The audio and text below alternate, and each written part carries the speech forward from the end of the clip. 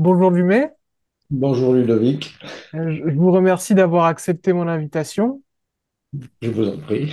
Je vais essayer de vous présenter rapidement. Vous pratiquez le zen Rinzai depuis la fin des années 70. Exactement, j'ai commencé en 78 en fait, Bon, 1978. vous avez pratiqué donc suite à une expérience zen en 2010, qui a été une expérience décisive et que vous avez Oui, relatée dans un ouvrage intitulé Expérience zen, il me semble. exactement, qui est paru chez Almora. Suite à cette expérience-là, vous avez ouvert un centre, enfin une antenne Zen Rinzai qui s'appelle le Exactement, Zendo de la Fontaine. tout à fait, oui, Et donc, vous y recevez des personnes pour pratiquer de manière hebdomadaire. exactement. Par ailleurs, vous avez aussi une activité littéraire, puisque vous êtes auteur de science-fiction. Pas Euh, que, mais effectivement, au sens large, je dirais auteur dans le domaine de l'imaginaire. oui. Et effectivement, il y a la science-fiction occupe une place privilégiée dans ce domaine-là. Donc aujourd'hui, vous vous consacrez, j'imagine, beaucoup à l'écriture et à la pratique. Bien Euh, sûr, bien sûr. et donc, ce que Ils ne sont pas d'ailleurs séparés en fait. excusez-moi, je vous ai pas entendu. Je dis que les deux ne sont pas tout à fait séparés. Hmm.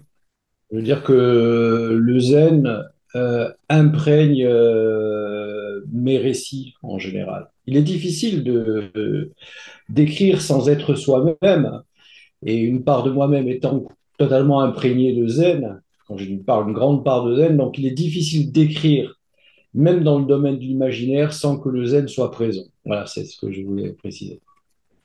Et donc, vous dites que vous êtes imprégné de zen. Et justement, ce qui m'intéresse pour commencer cette conversation, ce serait de connaître un petit peu bah, l'histoire qui vous a amené à être aussi imprégné de zen et votre parcours dans cette, si on peut appeler ça une tradition. Est-ce que vous pourriez nous raconter un petit peu tout ça? Oui, alors je veux dire que j'ai commencé le zen d'une manière très étrange et certainement inhabituelle. Je devais avoir quelque chose comme 11 ans et j'étais de tradition catholique, donc j'étais en cours de catéchisme et je me préparais à la communion solennelle. Et à un moment donné, le curé, dans son cours, nous dit, il n'y a qu'un seul Dieu.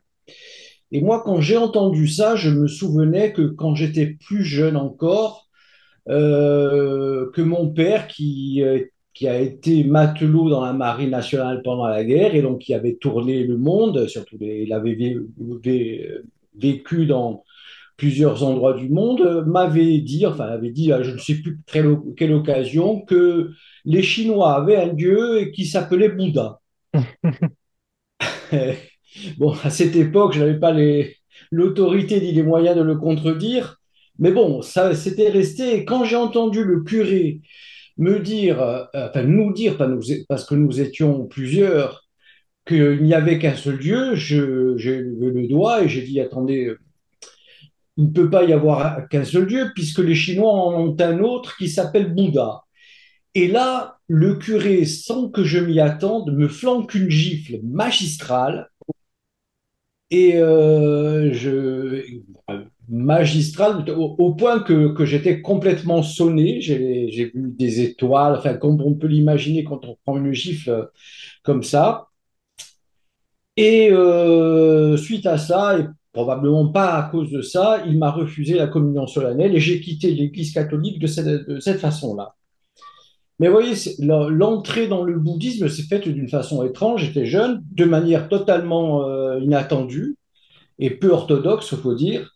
Et j'ai mis quelque temps à comprendre pourquoi cette gifle était le premier enseignement du Bouddha, et notamment dans le zen, parce que le zen, surtout à l'époque de l'INSI, c'est-à-dire de Rinzai, fonctionnait avec des méthodes un peu rudes, dont les gifles, des bastonnades. Et je me souviens que Lindsay, Rinzai, après qu'il a réalisé sa vraie nature, a retrouvé son maître qui s'appelait Wang Po et il lui a flanqué une gifle. Donc, d'une certaine manière, sans me prendre pour Wang Wangpo et le curé pour Lindsay, eh ben, la gifle est venue jusque dans cette salle de catéchisme, si vous voulez. Voilà.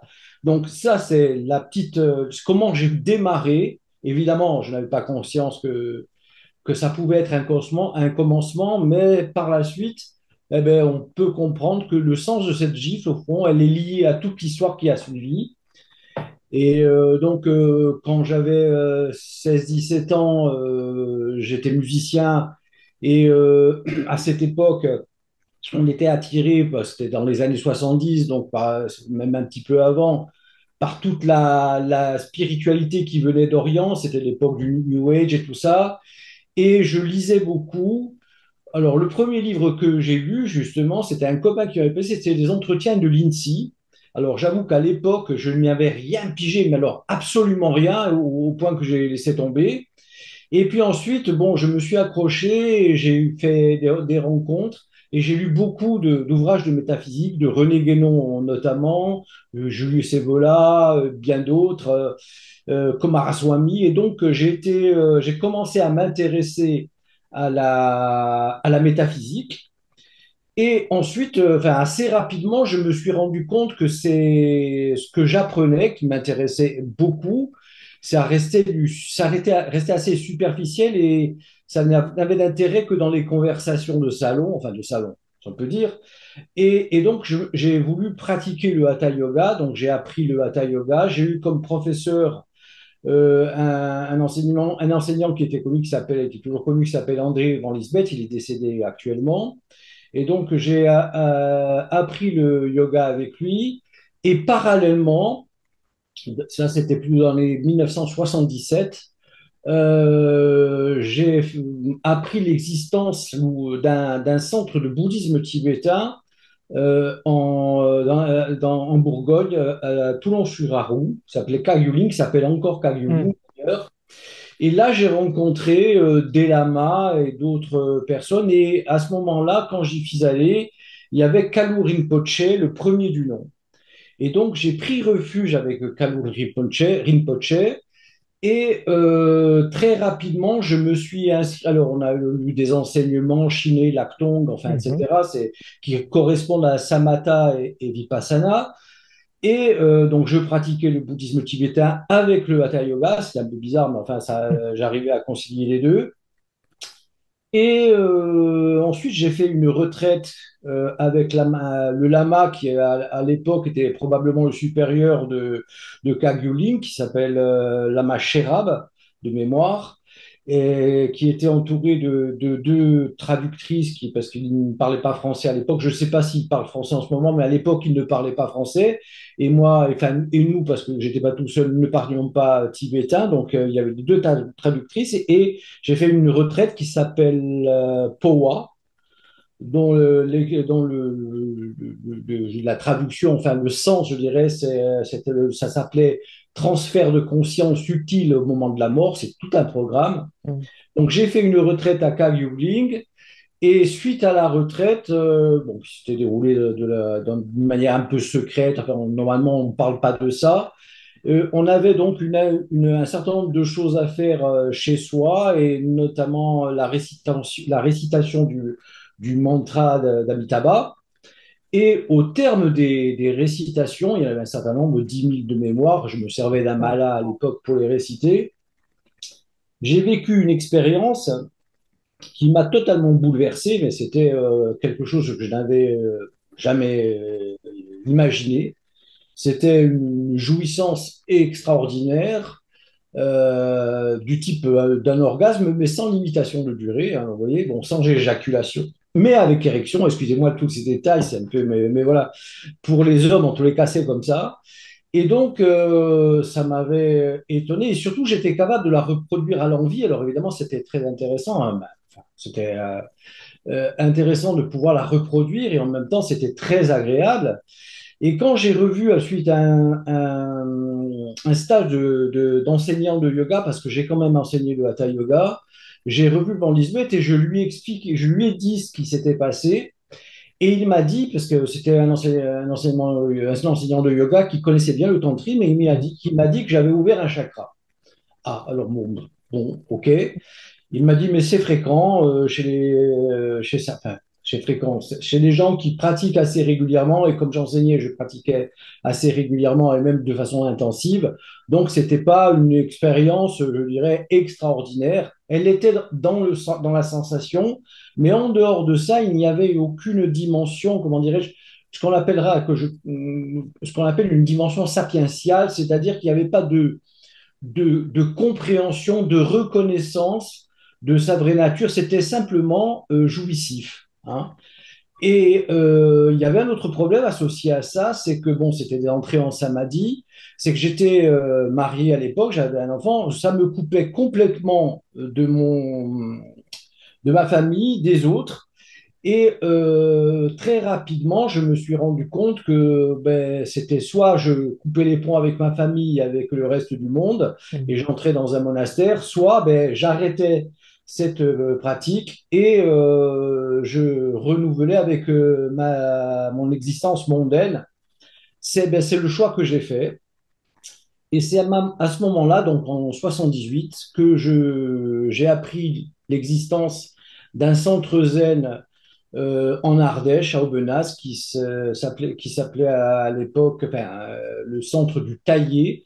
Ça s'appelait la Falaise Verte. Ça s'appelle toujours la Falaise Verte, mais ce n'est plus à Aubenas, c'est à Saint-Laurent-du-Var, pardon, c'est à Saint-Laurent, je ne sais plus exactement quoi, c'est toujours en Ardèche. Et donc, j'ai me- pratiqué le Zen Rinzai depuis jusqu'à présent. Hein.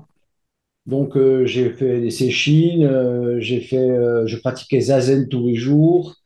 Alors, le Zazen, quand je suis entré dans le Zen Rinzai, j'avais à l'esprit l'idée que j'en pouvais me donner un koan d'emblée, puisque le Rinzai est réputé pour travailler sur les koans, qui ne travaillent pas exactement comme dans le Soto.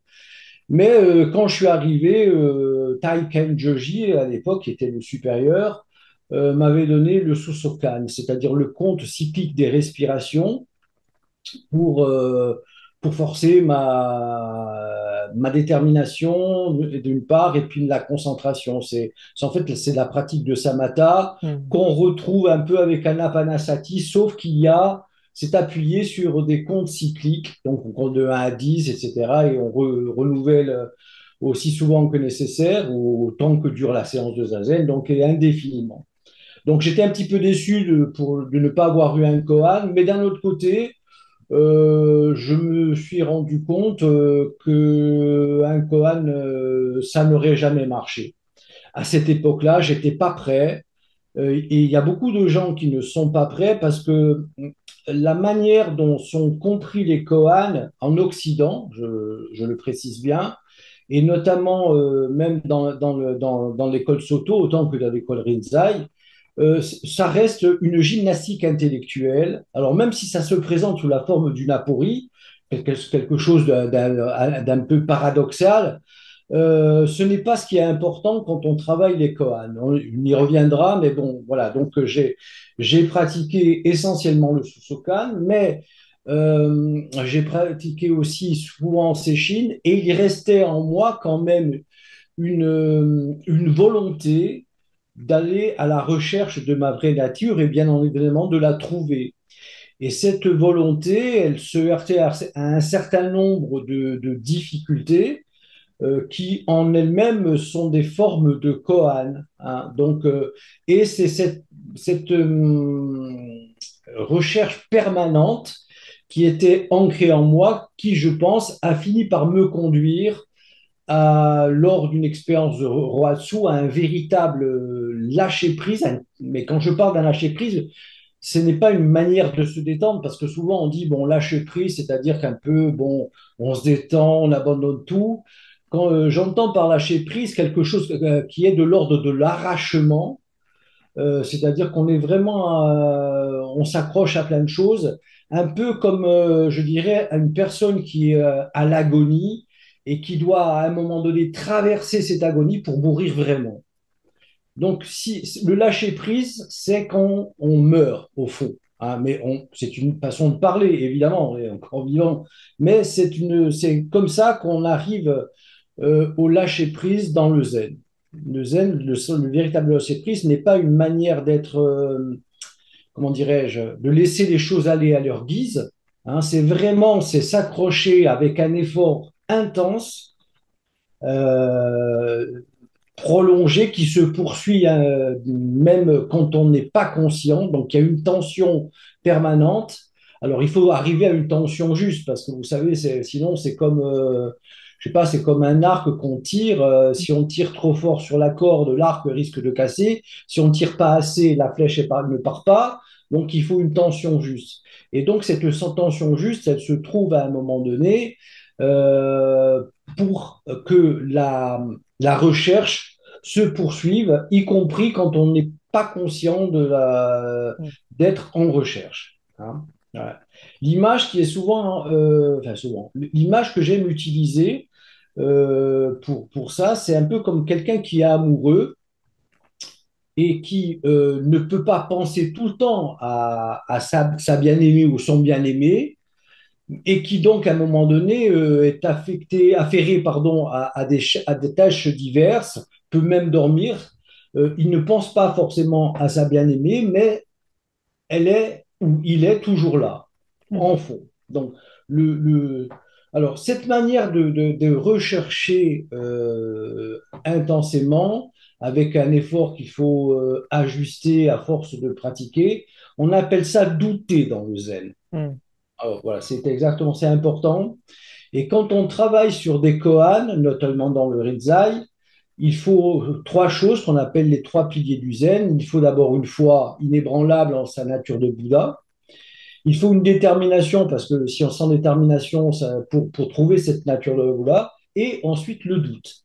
Le doute est un élément fondamental. Sans ce doute, la foi et la détermination, enfin, même s'il manque un seul de ces points, c'est comme disent les maîtres zen, disait un ancien maître zen, c'est comme un chaudron à trois pieds auquel il manquerait un pied, donc il serait bancal. Donc il n'y a pas de possibilité d'aboutir à une expérience zen décisive qu'on appelle kensho dans le zen rinzai, dans le zen en général. Hein. Et donc sans ce doute-là, sans cette détermination et sans cette foi, on n'arrive pas, on ne peut pas aboutir à une expérience zen décisive. Donc voilà, je suis arrivé, c'est en gros mon parcours. Alors, je n'ai pas précisé, je suis laïque, hein, je n'ai jamais souhaité prendre l'habit de moine, je suis toujours dans mon existence mondaine, et je n'ai pas non plus cherché à partir au Japon pour savoir comment pratiquer. Assez rapidement, j'ai toujours considéré que si on voulait comprendre quelque chose, il fallait le trouver à l'intérieur. Hein, c'est-à-dire que lorsqu'on vous parle du zen, on vous parle de quelque chose et vous le sentez comme quelque chose d'extérieur. En fait, pour que le zen vous parle, il faut qu'il vous parle à l'intérieur, à partir de l'intérieur de vous-même. Donc, c'est important, c'est ne faire qu'un avec ce qu'on recherche, ne faire qu'un avec le zen. C'est pour ça, je parlais au tout début de l'imprégnation du zen. Le zen imprègne la personne quand il se trouve à l'intérieur de soi, bien sûr, et dont toutes les manifestations, en quelque sorte, sont des manifestations du zen. Et c'est pourquoi je disais dans mes écrits, même dans le domaine de l'imaginaire, le zen est toujours là. Voilà, Et alors, vous avez évoqué vous avez fait votre chemin dans le Zen Rinzai. tout à Vous fait. avez évoqué donc les koans, mais vous n'avez pas commencé par les koans. Tout à Mais fait. est-ce que vous pourriez peut-être, pour les personnes qui ne sauraient pas peut-être la différence, quelle serait la particularité même du Rinzai au niveau de l'approche de la pratique ou de la compréhension et même ou de l'éthique? Enfin, comment, qu'est-ce qui particularise cette tradition, cette école? Alors, le Rinzai, ça ne cesse, et le Soto, hein, on va dire, n'étaient pas complètement séparés. En Chine, en tout cas, ils ne le sont pas, hein. Bien qu'il existe des écoles, l'école de Linxi et l'école Caodong qui se rapprochent. Linxi, c'est donc le Rinzai, et Caodong, c'est le Soto.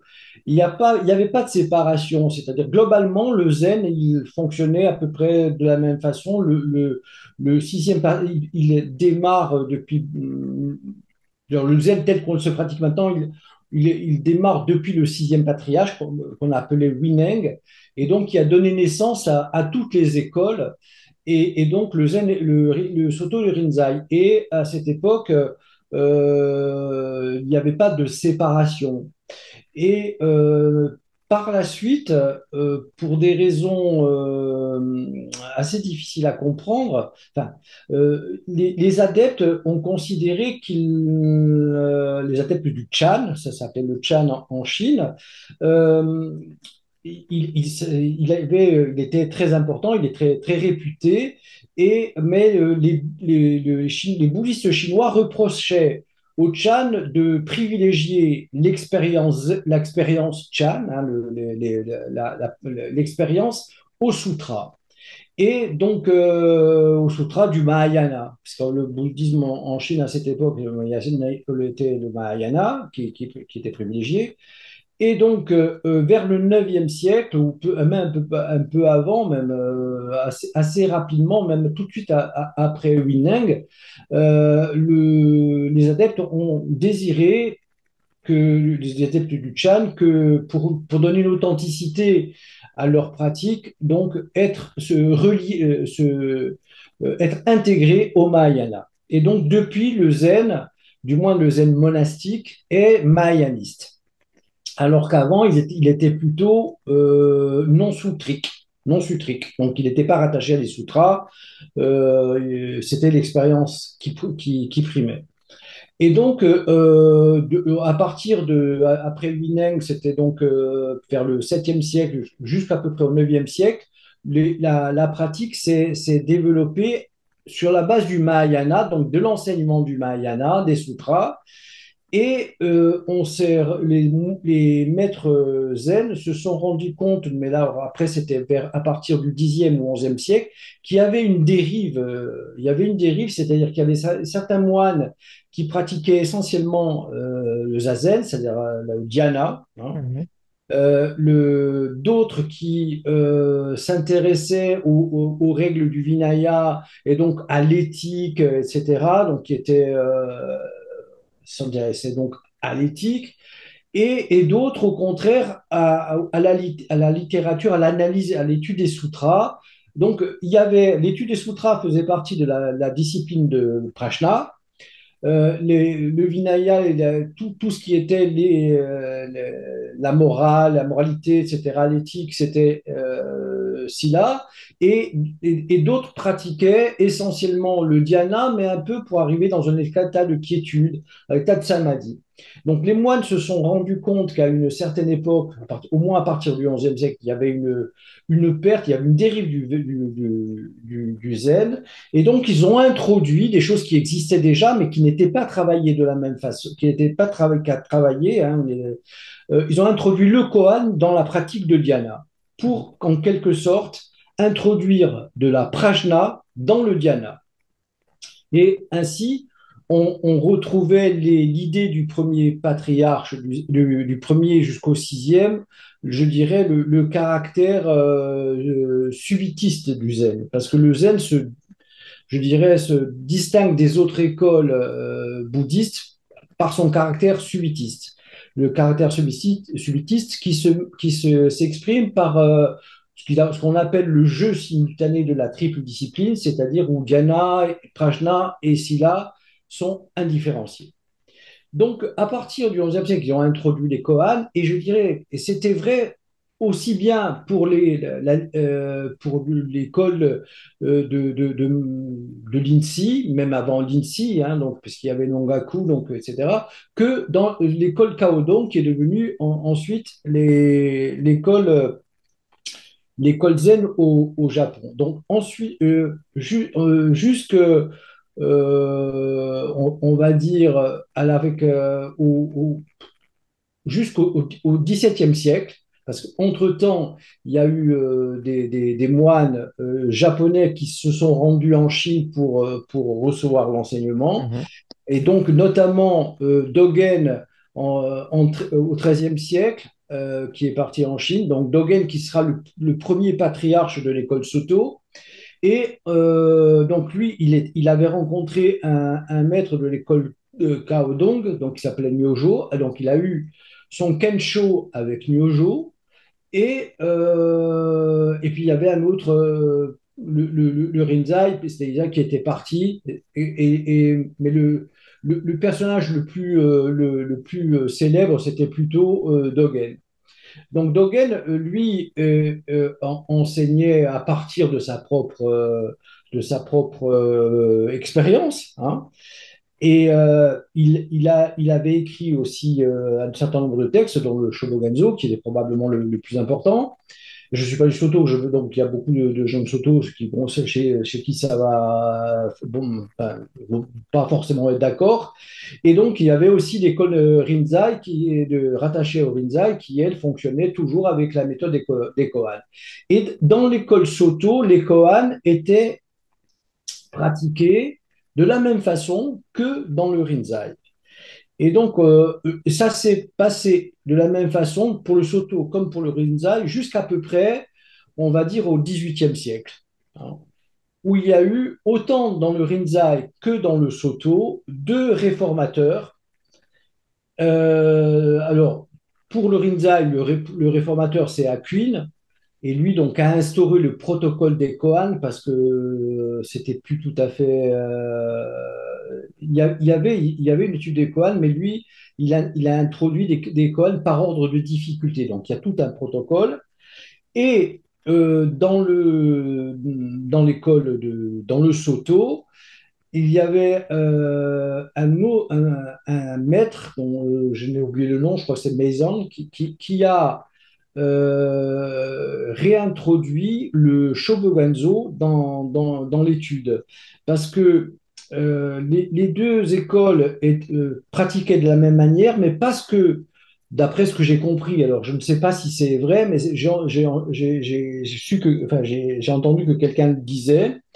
Il semblerait que puisque Dogen avait été critique dans ses écrits à l'égard de Rinzai, de Lindsay, à cause de ça, le Shobogenzo n'était pas étudié. Mhm. Mais ça, je ne pense pas que ce soit à ce niveau-là, parce que en réalité, dans les monastères Rinzai, il n'y a pas d'étude de texte avant Kensho. On interdit dans les monastères l'étude des sutras avant Kensho.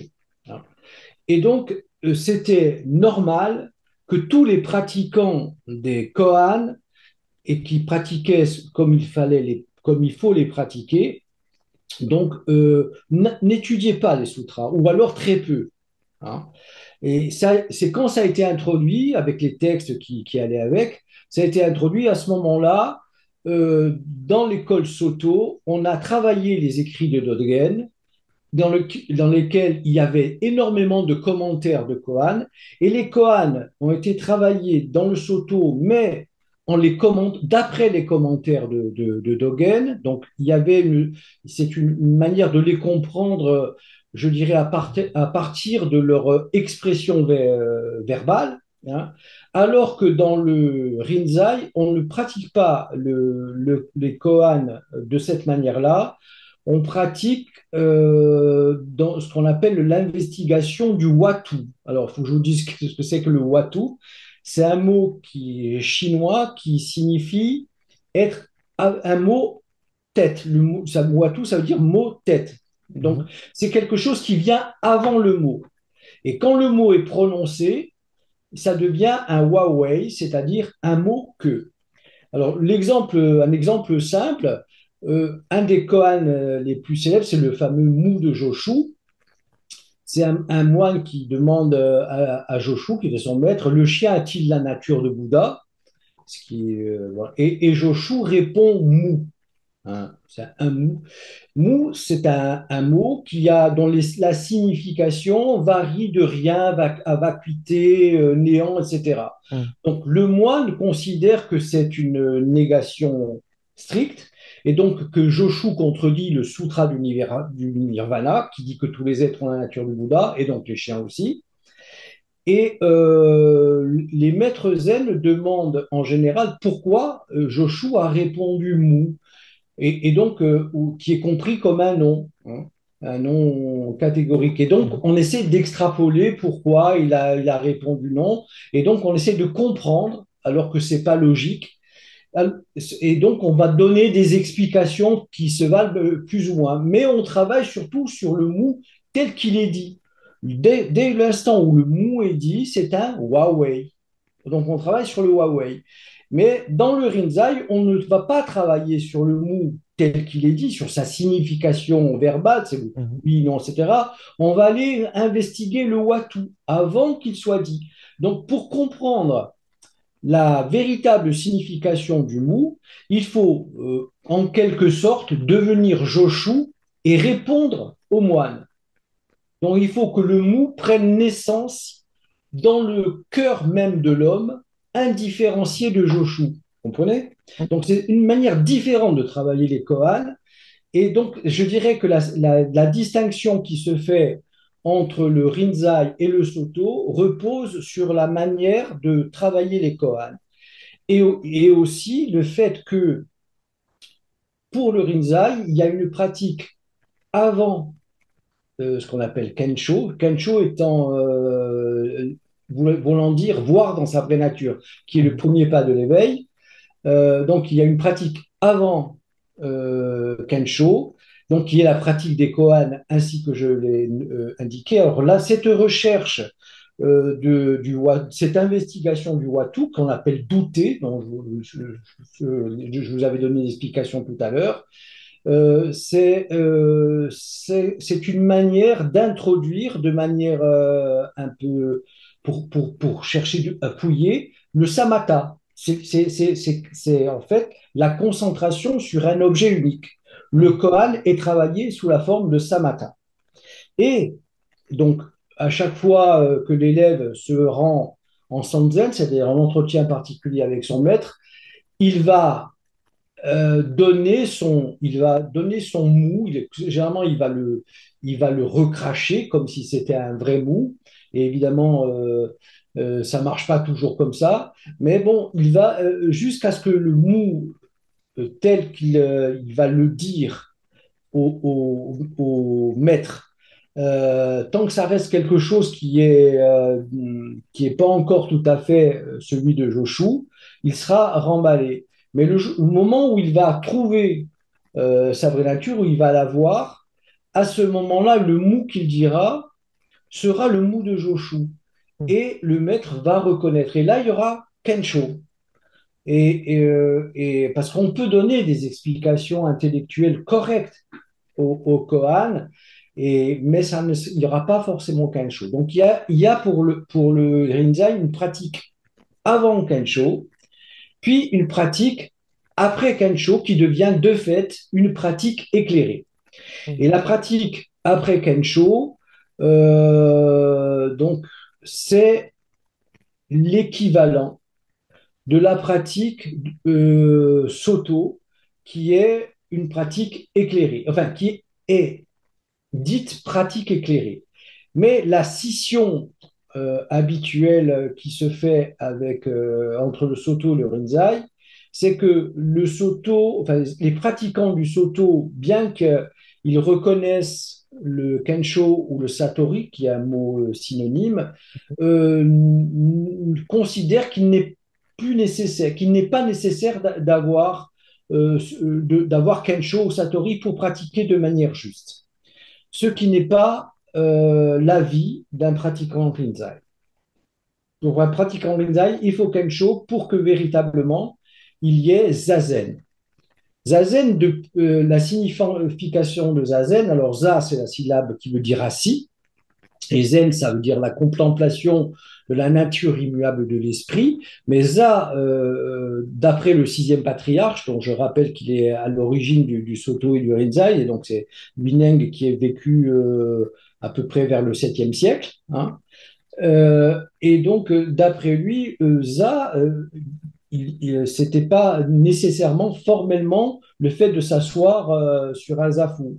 Pour lui, l'assise, c'est briller au travers des circonstances, bonnes ou mauvaises, l'esprit tranquille.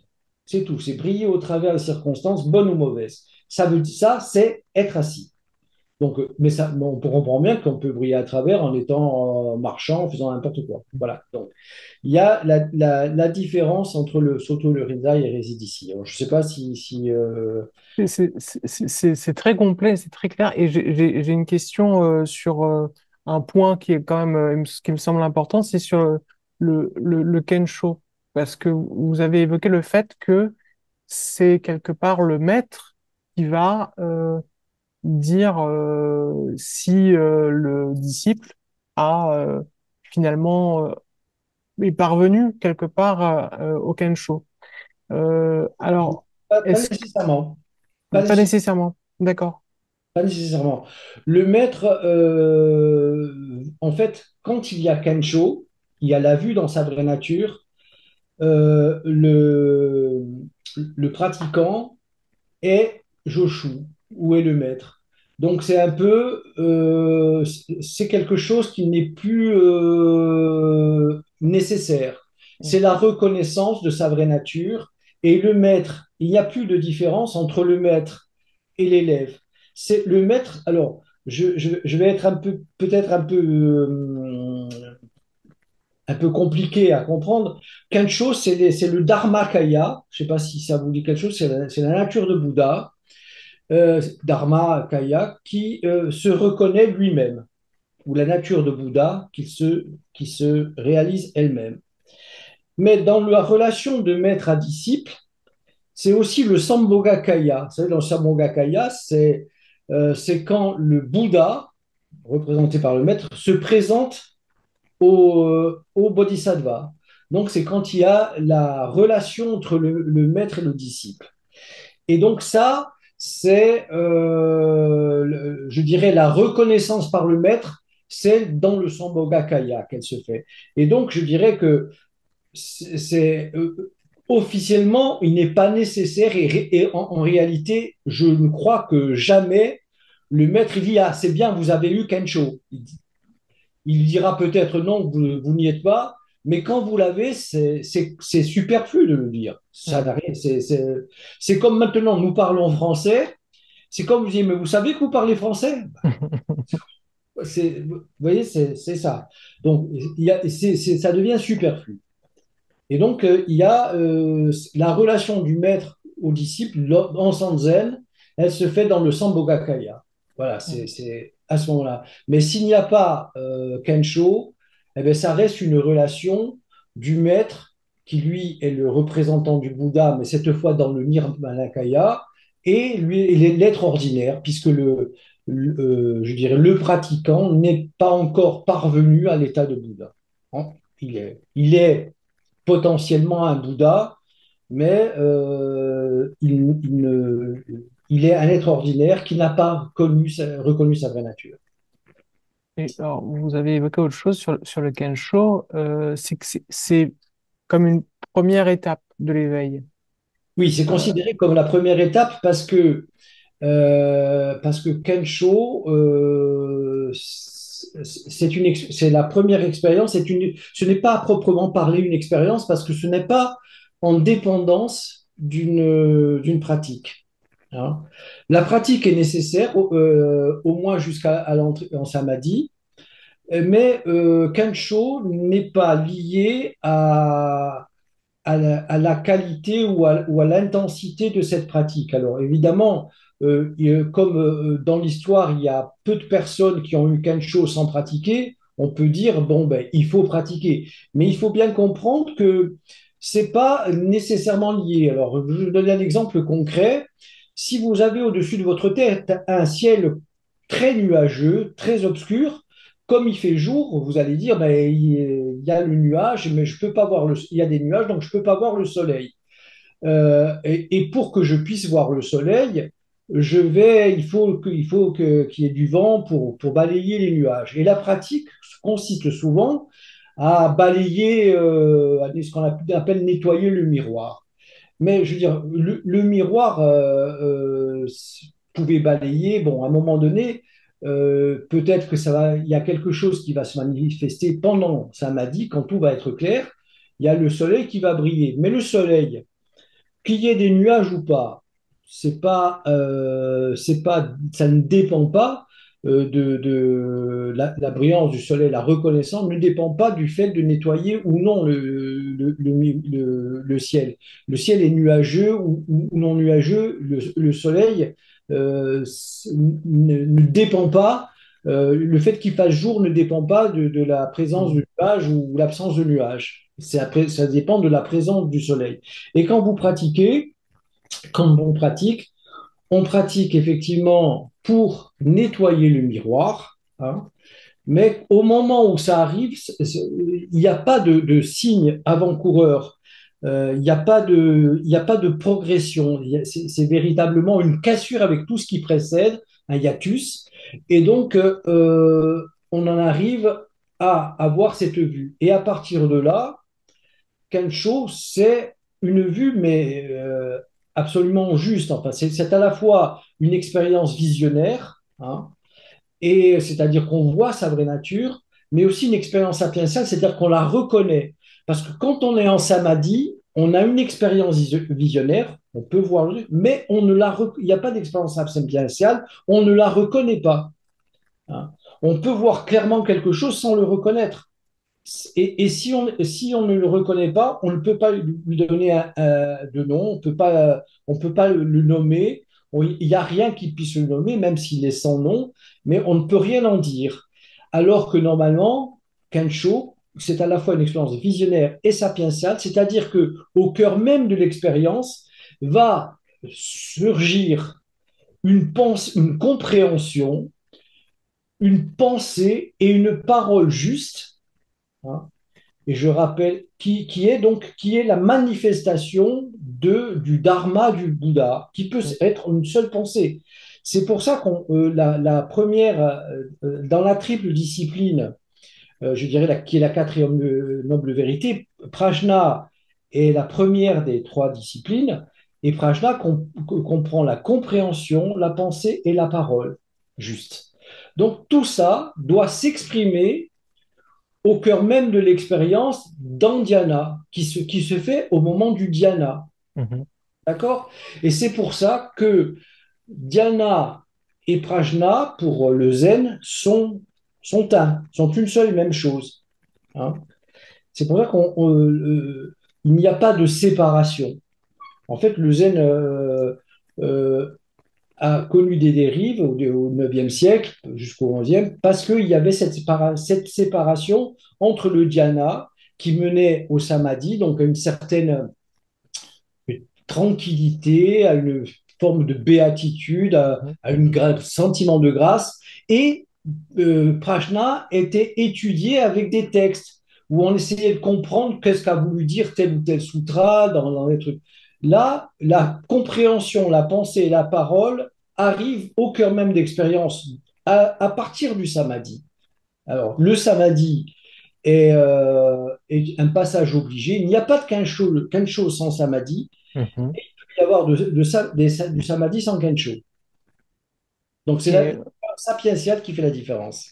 et alors justement, donc là, on est sur une expérience radicale quelque part. Il y a quelque chose qui va changer. Est-ce que, c'est une question un peu naïve, mais est-ce que dans l'expérience subjective, il y a quelque chose qui va demeurer ensuite après cette expérience? Est-ce qu'on va avoir quelque chose de différent? Est-ce que la personne, en gros, hein, est la même avant le Kensho et après? Ben, c'est la même, mais différente. C'est-à-dire que au moment du kensho, on comprend que l'esprit, entre guillemets, ordinaire, c'est l'esprit de Bouddha. Il n'y a pas de différence. Et je vais dire quelque chose qui quelquefois est choquant, l'ego, c'est la nature de Bouddha. Hein. On ne perd pas son ego, pour le dire autrement. Hein. L'ego pendant le Kensho réalise, découvre, reconnaît sa propre vacuité. Mais il ne disparaît pas. Il est, la conscience est encore là, mais elle est désagrégée pendant le. Alors, c'est difficile à comprendre. La conscience, tant que on reste dans l'idée de quelque chose de solide, un peu comme un miroir qui réfléchit des objets. Donc, on dit, je suis conscient de ça, et donc, d'une certaine façon, il y a des éléments surnuméraires qui viennent se rajouter donc à la réalité, c'est-à-dire on voit quelque chose et on le nomme. Et donc, le fait de nommer, c'est une façon de dire quelque chose qui est, c'est quelque chose de surnuméraire. Il n'est pas nécessaire de dire plus, hein, Mm. normalement. Mais quand on dit plus, on a rajouté quelque chose. Et donc, l'ego, euh, ordinairement, il rajoute quelque chose à lui-même, ça, c'est-à-dire sa propre histoire, ses propres représentations. Ça ne disparaît pas au moment, après quelque chose. Ça revient naturellement. On ne perd pas, parce qu'il y a beaucoup de gens qui ont peur de perdre la boule, de devenir fou. En fait, il n'y a pas ça. Mais c'est vrai que Kensho, c'est la rupture de cette agrégation et l'ego, c'est une rupture qui arrive de façon inattendue, hein, où il y a une réalisation, une compréhension qui s'élève, et après, on revient tout à fait normalement, et notre pratique, quelle qu'elle soit, elle devient une pratique éveillée. Mais Kencho est dit non libérateur, Mm. c'est-à-dire que on est encore sous l'emprise des passions et on peut être bouleversé par un tas de choses, par une maladie, peu n'importe quoi. Donc, on n'a pas perdu, je dirais, le contact avec la réalité, mais ça veut dire qu'on n'est pas libéré. Alors, pourquoi le Kancho n'est pas libérateur? Parce que on réalise sa nature de Bouddha, mais aussi dans la vie de tous les jours, on devient un vrai bodhisattva. Alors, pour donner, faut bien faire comprendre ça. Kensho, c'est donc l'expérience de la vacuité du Dharmakaya qui est représenté comme un cercle vide à l'intérieur. Et donc, cette expérience de la vacuité est aussi l'expérience de la compassion. Parce que durant l'expérience de la vacuité, on réalise que soi-même et tout le reste de l'univers ont fait qu'un. Et il n'y a pas, je dirais, il y avait Moumon Yamada qui disait, il n'y a pas de plus grand amour que celui-là. Hein. Donc, et effectivement, quand on revient dans le monde, notre activité devient celle du bodhisattva. Et le bodhisattva, en général, il fait le vœu de ne pas quitter, je simplifie, hein, de ne Mm. pas quitter le samsara sans avoir vidé le samsara de tous les êtres sensibles qui sont encore prisonniers. Alors, à l'évidence, tant qu'il en reste un, il sera toujours là, le Mm. bodhisattva.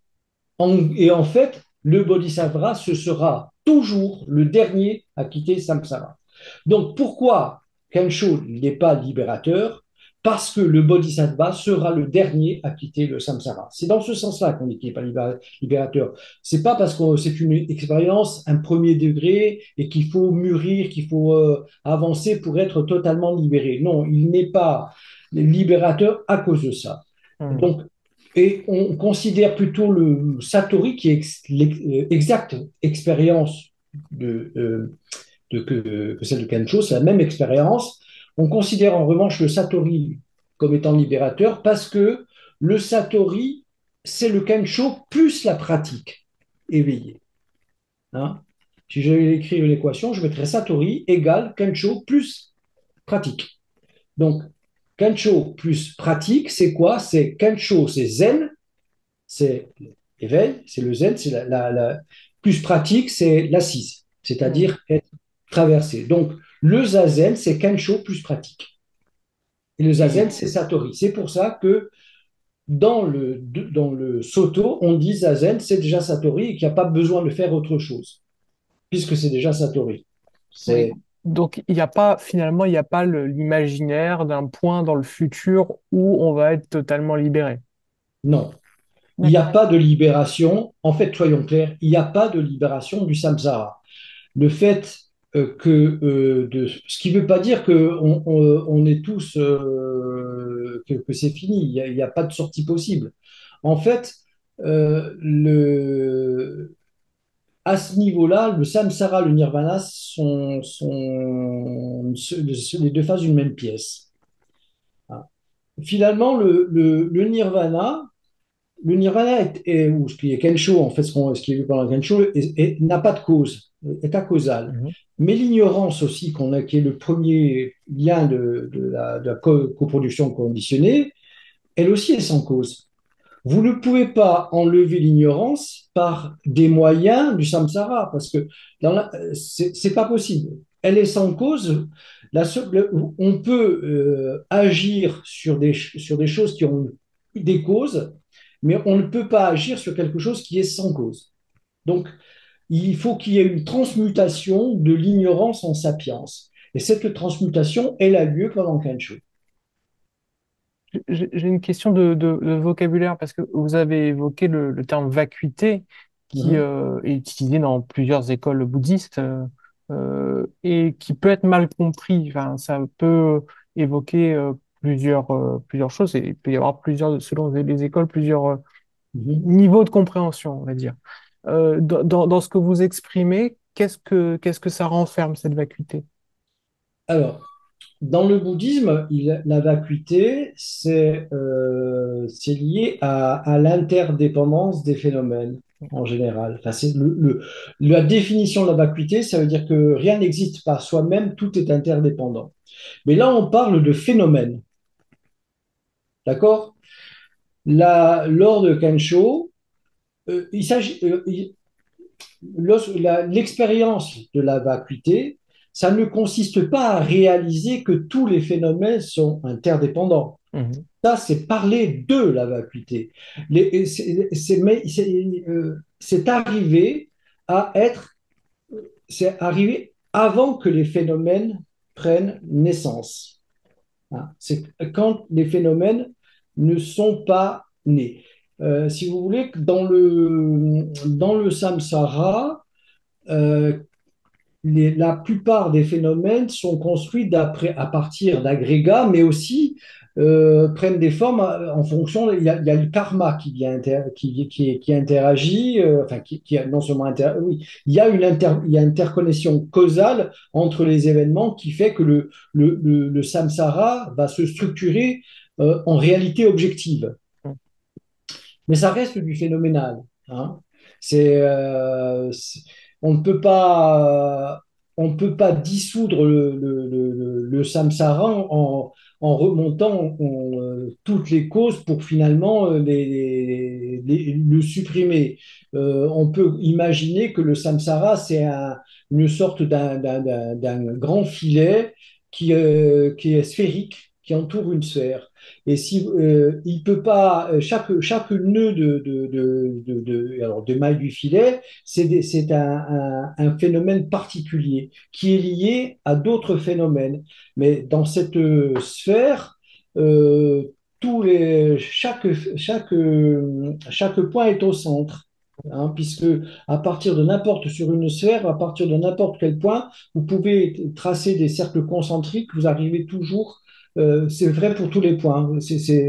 Vous tracez toute la sphère. Et donc, vous ne pouvez pas arriver à la cause d'un phénomène parce que tous les phénomènes sont à la fois des causes et des Mhm. conséquences. Hein.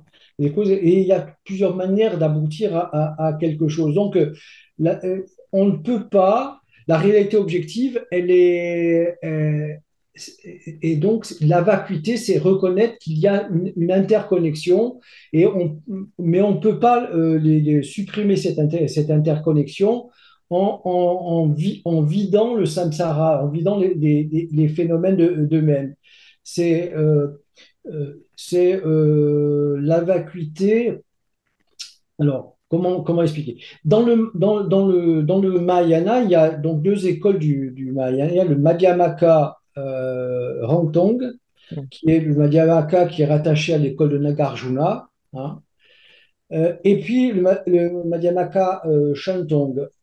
Quelle différence il y a entre les deux? Dans le Madhyamaka Shantung, il y a la vacuité est vide de tout ce qui n'est pas elle-même, hein.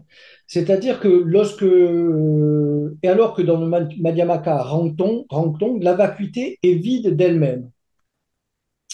Alors, il y a dans le Sutra de l'Estrade, donc du sixième patriarche, ce sutra commence avec deux gathas. Excusez-moi, je suis un peu, j'ai l'air de digresser, mais en fait pas du tout. Dans le sutra du Nirvana, il y a au départ Huineng qui se trouve dans un monastère. Il s'agit donc de nommer le successeur, le sixième patriarche. Et donc le cinquième patriarche, Longzhen, demande à ses moines d'écrire une gatha, c'est-à-dire une stance qui donne sa compréhension du zen. Et le premier, qui s'appelait Sheng Xiu, le moine le plus âgé du monastère et celui qui était pressenti comme étant le successeur du cinquième patriarche, a écrit une stance dans laquelle il dit le corps est l'arbre de la Bodhi, Mm. l'esprit est un miroir brillant et il faut faire en sorte de le garder toujours net. Donc il y a un nettoyage du miroir pour le garder tout net. Ça, en fait, c'est l'expression du Madhyamaka Shantong, c'est-à-dire que le miroir, il existe. Il faut le nettoyer. C'est la vacuité vide d'elle-même. On nettoie tout ce qui n'est pas la vacuité. Mais il reste le miroir. D'accord? Alors que pour Wineng, il dit il n'y a pas d'arbre de la Bodhi, aucun miroir n'existe là, là où tout est vide, où la poussière pourrait-elle s'amasser? En fait, lui, il enlève le miroir, la vacuité, elle est vidée d'elle-même. Donc, on retrouve dans ces deux gathas les deux aspects du Madhyamaka, le Shentong chez Shengxiu et le Rongtong chez Huineng. Donc, comme Huineng a été reconnu comme étant le successeur du cinquième patriarche Hongren. Donc, cette vacuité-là a été d'une façon reconnue comme étant la véritable vacuité. Mm. C'est-à-dire que pour vider, lorsqu'on pense, quand on a le mental de reflet, de représentation, pour aller comme si les agrégats disparaissaient, il y avait encore toujours cet esprit espace. Et alors que normalement, dans Kancho, c'est pas le miroir qui devient vide de reflet, c'est-à-dire qui est réalisé, mais c'est le miroir qui disparaît. Quand le miroir disparaît, les reflets disparaissent par la même occasion. Et donc, on n'est plus dans une vacuité espace, on est dans une vacuité vide d'elle-même, en sorte que il n'y a pas il n'y a pas d'œil qui voit le vide, hein. L'œil se voit lui-même comme étant vide. Il se voit lui-même comme étant vide. Et alors, ce qui est vu à ce moment-là, c'est le monde tel qu'il est. C'est le Dharmadhatu. Mm. Le Dharmadhatu diffère de la réalité objective en ce que la réalité objective, elle est associée à l'observation. Et l'observation est liée à l'observateur. Donc l'observateur est lié à l'observation non pas par le hasard, mais par le karma. Mm.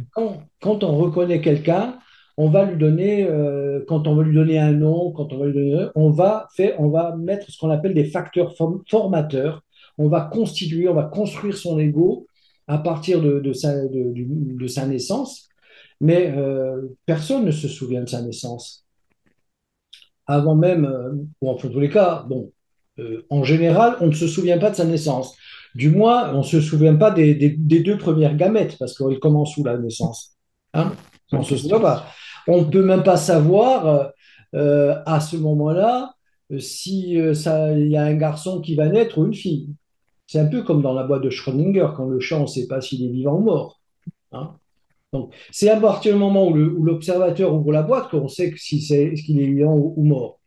Mais c'est aussi quand on va venir au monde qu'on sait si on a un garçon ou une fille. Bon.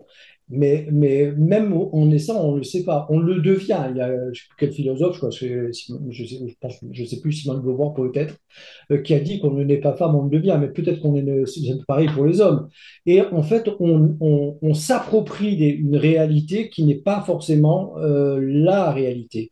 Donc, ce qu'on s'approprie, c'est une construction, c'est la réalité objective. Et cette réalité objective-là, non pas, elle n'est pas fausse, elle est liée à des causes karmiques, mais il y a aussi, il ne faut pas oublier que nous étions autres avant même qu'on nous colle un nom, qu'on nous colle un sexe, qu'on nous colle une vie, etc.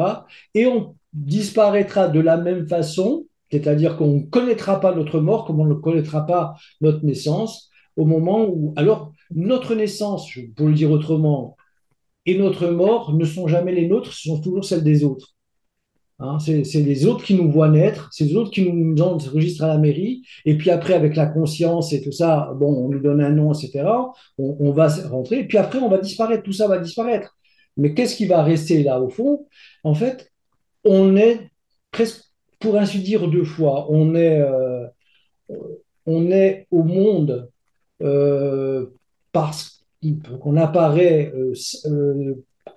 sans qu'on ait conscience de cette apparition. En tous les cas, on n'en garde aucune mémoire. Hein, et ensuite, on va naître une deuxième fois comme un individu à part. Et on va finir par coller, les deux vont se coller, on va adhérer à cet individu, alors qu'on adhère en réalité simplement à un vêtement. Hein. Et donc, lorsqu'on fait l'expérience de la vacuité, on fait l'expérience de cette réalité nue. Et au moment où on revient dans le monde, le monde se recouvre d'une peau quelque part. C'est vu ça par l'expérience, et donc les formes à ce moment-là se différencient, prennent un nom, etc. Donc il y a le nom et la forme qui s'installent, qui s'installent.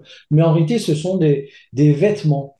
Donc, la vacuité, par conséquent, pour revenir à votre question, c'est bien la vacuité dont on parlait, c'est la vacuité vide d'elle-même, avant même, et non pas la vacuité miroir qui est vide de reflets. J'imagine que la pratique est essentielle à ce niveau-là pour avoir une réelle appréhension de ce que c'est finalement. Ben, c'est une réalisation, c'est qu'à un moment donné, vous passez là, vous passez par cette expérience ou pas. Ce qui veut dire aussi une chose qui est importante, c'est que ce n'est pas. Alors, qu'une chose, c'est une expérience qui permet de comprendre, de voir cela, parce qu'encore une fois, c'est une expérience visionnaire et sapientiale. Ce n'est pas qu'une expérience sapientiale, ce n'est pas qu'une compréhension intellectuelle. On ne peut pas, c'est véritablement une vue. Et vous pouvez répondre à des koans qu'on appelle des koan tests, comme par exemple aval d'une seule gorgée toute l'eau de l'océan Pacifique. Ça prend du sens, ce koan, lorsqu'on a vu cette vacuité. Ou bien, enfin, après, il y a une autre, une autre koan aussi test, c'est il y a un arbre tombe dans une forêt lointaine, puis s'il n'y a personne pour l'entendre, quel est ce bruit? Là aussi, vous pouvez répondre à cette question à partir de la vacuité. Hein. Alors, j'ai une question justement, parce que c'est donc c'est un chemin, hein, le zen. Mhm. Et j'imagine que donc vous pratiquez depuis près de 50 ans. Et donc Oui, peut-être que vous avez croisé rencontré chez des pratiquants ou même chez vous-même des erreurs de compréhension ou des erreurs de pratique qui sont fréquentes, oui. des accidents de parcours quelque part qui sont quasiment Oui. inévitables. Est-ce que vous pourriez en parler éventuellement? Bah, parmi les pratiquants, l'erreur la plus fréquente, c'est de confondre le samadhi et le kenjo. Pour une grande majorité de gens, parce qu'ils ont fait une expérience de samadhi, qui est l'expérience de grâce, pensent avoir fait l'expérience de kenjo. Hmm. C'est assez fréquent. Et c'est peut-être après bon toutes sortes d'erreurs. C'est une erreur qui est fréquente aussi. C'est de croire que que la vérité, l'expérience bouddhique de la vacuité est exact ou de la vacuité ou de sa vraie nature est la même que celle qui est dans l'hindouisme. C'est-à-dire Hmm. que en fait, il y a et je suis pas un spécialiste de l'hindouisme. Bon, j'ai pas mal lu le Guénon, mais bon, c'est peut-être insuffisant. J'ai pratiqué le yoga, mais quand on fait l'expérience d'une espèce d'une extase mystique, on a l'impression de faire qu'un avec le divin. Enfin, ce sentiment c'est même un rapport de type presque sexuel puisqu'il y a, enfin, tantrique en tout cas, on va dire. Ça n'est pas l'expérience du Bouddha, du Kancho en tout cas. Et le Kancho, c'est l'expérience du Bouddha. Enfin, voir dans sa vraie nature, c'est l'expérience du Bouddha. Et aussi, comme je vous ai dit tout à l'heure aussi, faire l'expérience de la vacuité, c'est se faire l'expérience de la compassion. Et une autre erreur très fréquente, c'est considérer que la compassion, c'est de l'altruisme. L'altruisme est une belle chose, c'est OK, c'est très bien, mais ça n'a pas le sens de la compassion au sens bouddhique. Dans le bodhisattva de la compassion, qui s'appelle Avalokiteshvara dans le bouddhisme, dans le zen, son nom c'est Kanon. Et Kanon, le premier mot de Kanon, ça veut dire qui voit les sons. Donc on a le verbe voir. Et ce verbe-là, il s'écrit de la même manière que celui du voir de Kensho. C'est le même voir. Il se prononce Jian en chinois. Et donc ce verbe-là, c'est la modalité visionnaire qui est exprimée. Donc, on voit bien que le mot canon qui voit les sons, c'est-à-dire les sons étant la manifestation des êtres qui souffrent, hein, les plaintes, et c'est vu, c'est pas entendu ces sons avec ses oreilles, Hmm. c'est vu, c'est entendu avec ses yeux, hein. Et donc, Canon, c'est entend avec ses yeux. Et l'expérience visionnaire, c'est entendre et voir, c'est la même chose. Il y a pour faire bref, une légende chinoise qui reprend un peu cette idée, c'est la légende de Huntun, c'était un empereur chinois euh, et qui avait une particularité anatomique étrange. Il n'avait pas d'yeux, il n'avait pas de nez, pas de bouche, pas d'oreille. Voilà, il voyait rien du tout, il entendait rien. Bon, il était tout le temps tourné, ce qu'on appelle vers son vrai soi, parce qu'il n'était pas à l'extérieur. Mais il avait deux amis, deux empereurs comme lui, qui trouvaient que la vie de Huntun devait être trop triste parce qu'ils n'avaient pas accès au plaisir sensuel. Donc ils décidèrent, parce qu'ils l'aimaient beaucoup, de lui faire un cadeau et de lui ouvrir un orifice sensoriel tous les jours. Donc ils commencèrent par un œil, puis un œil, et au bout du septième jour, lorsque tous les centres, enfin les organes d'essence furent ouverts, Untun mourut. C'est-à-dire que la vie, avant que Untun vienne à la naissance, il n'était le non-né et c'est quand il a commencé à voir le monde extérieur qu'il a connu la mort. Il est Mm. né avec, c'est pour ça que je parlais tout à l'heure qu'on peut naître deux fois. On est d'abord comme Umtum sans orifices d'essence ouverts, sans les six domaines ouverts, on va dire. Et ensuite, on est une deuxième fois quand on coupe, on perce les orifices d'essence. C'est deux naissances qui apparaissent à des moments différents, mais bon, qui sont néanmoins bien distinctes. Et l'une va conduire à la mort, alors que l'autre, étant non né, ne peut mourir. C'est pour ça qu'on peut dire que le non-né ne meurt pas, mais en même temps, on ne peut pas dire qu'il est immortel parce que Umtun, il va finir par mourir. Mm. Parce que il y a à la fois le non-né, le nirvana, et le samsara. Umtun, c'est le samsara quand on lui a ouvert les portes d'essence, mais il a conservé son nirvana. Il a pas disparu pour autant. Il y a quelque chose qui est pas morçu. C'est ça l'équivalence du nirvana et du samsara dans ce domaine-là. Alors, je ne sais pas si j'ai répondu à Non, votre si, question. si, parce que c'était sur le point sur la compassion et Voilà. Avalokiteshvara. Ouais. Et juste avant de terminer cet entretien, j'ai vu que vous étiez en train enfin, que vous aviez terminé la rédaction d'un nouvel ouvrage. Est-ce que vous pourriez nous en parler? Je crois qu'il va sortir l'année prochaine, c'est ça? C'est ça, oui. Il sortira chez Almora, mais pas avant juillet de l'année 2025. Alors, effectivement, c'est un ouvrage qui s'intitule Zen sans frontières, où je pars du principe que que le zen n'est pas né forcément au Japon ou en Chine, hein, mais qu'il est né dans le cœur de l'homme. Et donc, il suffit d'avoir un corps humain, il suffit d'être humain ou pas. Le zen est là, il est déjà là. Et d'une certaine façon, on n'a pas découvert le zen, c'est le zen qui nous découvre. Ce sans frontières veut dire qu'en fait, le zen n'est pas nécessairement, on ne comprend pas le zen nécessairement en allant au Japon le pratiquer.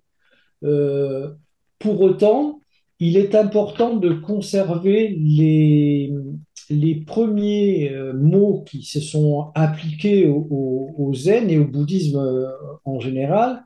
C'est que, par exemple, moi, je ne parle jamais de méditation lorsque Hmm. pratique le dhyana ou le zazen. Je considère que le mot méditation, qui est venu avec, en fait, ce sont les missionnaires chrétiens qui se sont déplacés en Asie pour ensemencer en quelque sorte l'esprit asiatique de concepts judéo-chrétiens. Et ils ont vu que les Asiatiques pratiquaient le zazen. Mais contrairement aux Chinois, les bouddhistes sont arrivés, se sont contentés de dire dhyana, et eux, ils le prononçaient chana. Ils n'ont pas cherché à mettre un modèle Hmm. conceptuel taoïste ou confucianiste, à traduire en fait ce mot-là, dhyana, par quelque chose qui faisait sens pour eux. Les missionnaires chrétiens, eux, ont considéré, pour que cette pratique ait un sens pour eux, que, en fait, quand les Asiatiques faisaient zazen, hein, ils disaient, finalement, le mot le plus approprié, c'est méditation. Comme eux méditaient sur les Saintes Écritures, ce qui dévoie un peu le sens. Parce que l'approche de la méditation dans le christianisme en particulier, c'est pas le zazen du zen. Hein, Hmm. voilà, c'est pas la même chose. C'est pour ça que, bien que je sois, entre guillemets, attaché aux mots d'origine et ne pas les traduire, paradoxalement, c'est en ne les traduisant pas que le zen est universel. mm, Kaikan Joji, donc mon maître zen de l'école Rinzai, lorsqu'on chante dans le Rinzai des sutras comme la Nyashinyo, jamais il interdit qu'on puisse les traduire. mm. Parce que si on les traduit, on va coller un modèle conceptuel sur le texte. Et il vaut mieux, à la limite, le réciter comme un mantra, c'est Tanya Shingo, qu'essayer de lui donner un sens intellectuel. Pour lui, le zen, et je pense que c'est la meilleure façon d'apprendre le zen, c'est de remonter à la source, au watu, en fait, et ne pas étudier le Huawei, c'est-à-dire là, on s'égare, parce que sur le Huawei, on va donner plein de choses, on va plein d'explications, mais en réalité, on va tourner autour du pot sans jamais aller au centre des choses. Donc, l'universalité, elle réside paradoxalement dans le respect de mots intraduisibles. Hein. Le mou de Joshu, mou, c'est mou. Mais c'est pas non, c'est pas oui, c'est pas l'aboiement du chien, je sais pas, etc. Mm.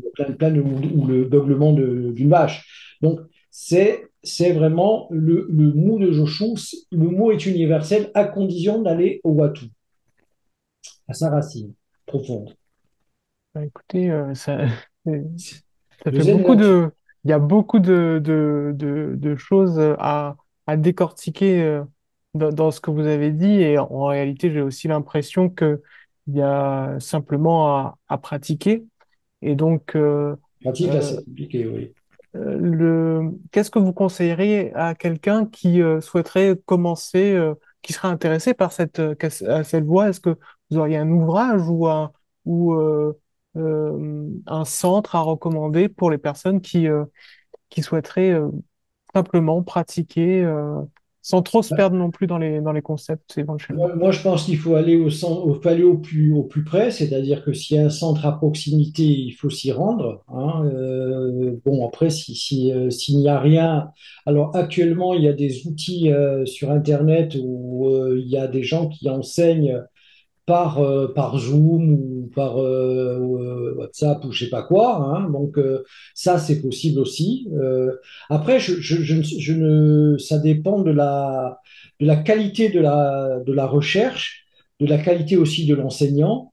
Et des fois, ça marche pas. Il faut que ça matche entre les deux Hmm. aussi. Hein. Donc c'est important. Je pense qu'il faut interroger sa propre pratique, savoir pourquoi on le fait. Parce que il y a des gens qui viennent au zen simplement pour se défendre, se détendre, et pourquoi pas, hein, il n'y a pas de. Ce que je sais, c'est que quand on vient au zen, déjà sa nature de Bouddha est en route, parce que puisque c'est sa nature de Bouddha qui se réalise elle-même, c'est elle qui se cherche avant tout. Hein. C'est elle qui se cherche. Et cette baffe que m'a filé le curé quand j'étais gamin, ben, c'était déjà ma nature de Bouddha qui était là. Et peut-être que le curé, sans le savoir, avec une idée totalement autre, il était ce bodhisattva sans le savoir. On ne sait pas où les choses vont, Hmm. d'où ça va surgir, mais c'est bizarre, quoi. Enfin, c'est des choses, des fois, on ne peut pas savoir ce qu'on fait. Et donc, il y a des livres qui sont très bons. Hein. Je conseillerais de lire Esprit Zen, Esprit Neuf de Shunryu Suzuki. C'est un petit ouvrage qui est très bien fait.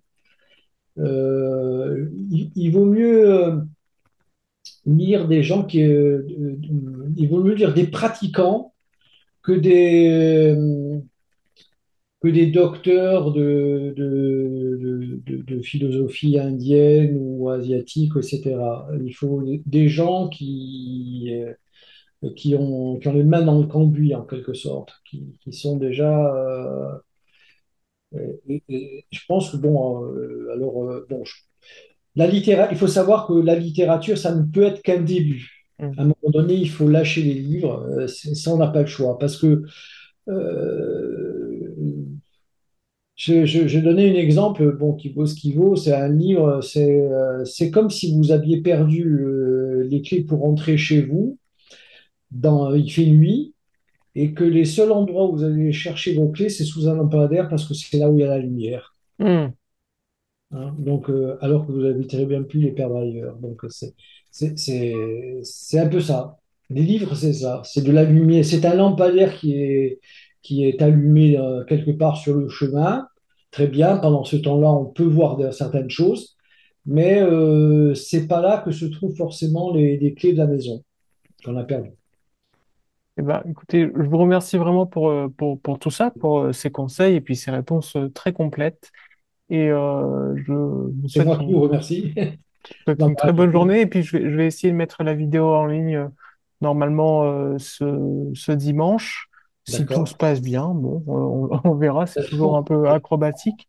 Mais vraiment, je vous remercie. Et puis, je vais suivre de près votre actualité et puis la sortie de votre nouveau livre l'année prochaine. D'accord. Merci. Merci de m'avoir Merci. invité encore une fois. Merci. À Très bientôt. bonne journée. Au revoir.